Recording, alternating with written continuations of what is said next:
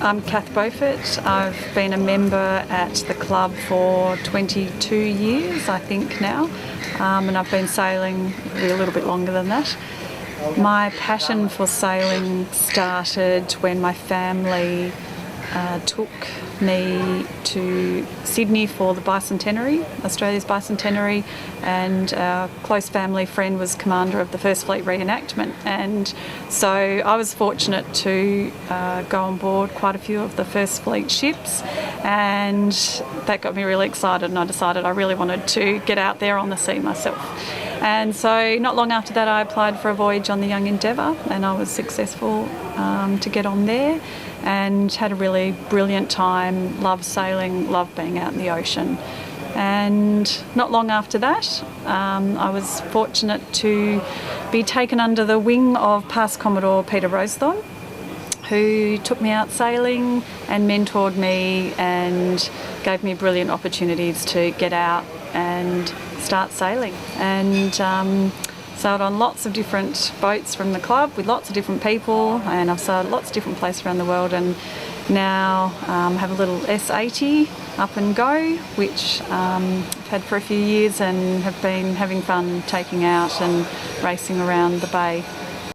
I did the 50th Sydney to Hobart in 1994, and I sailed on Helsel 2, and Peter Rosethorn had chartered the boat for about 6 months, and there was a crew of 16 of us, and I was actually the only girl on board. And I was very fortunate to go on that trip because I was certainly not very experienced at the time compared to some of the amazing sailors that were on the boat, and it was just an amazing experience. Crossing Bass Strait was fantastic. We had actually beautiful weather. We had, I think we must have had a northerly, we had the kite up, we actually got up to 22 knots, we were surfing down the waves, the water was bright blue. That actually was the highlight, Bass Strait.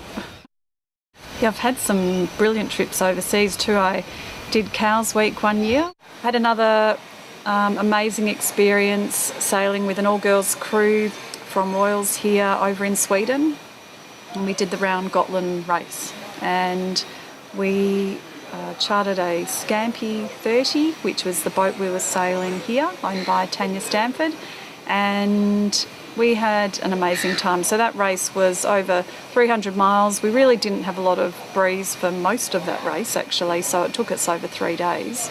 They got us a 50-foot boat that was like our accommodation boat, our hotel boat.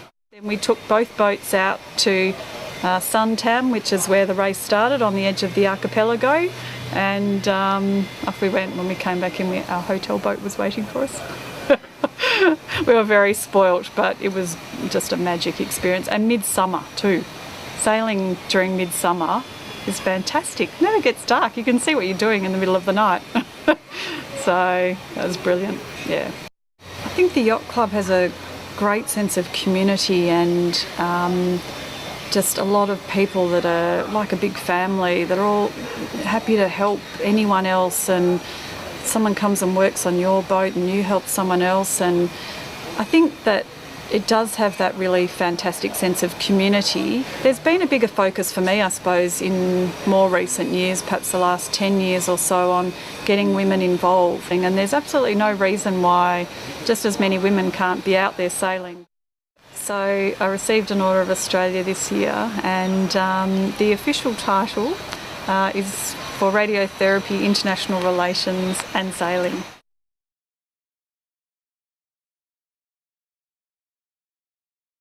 So he was hydrographer and cartographer in the Royal Navy.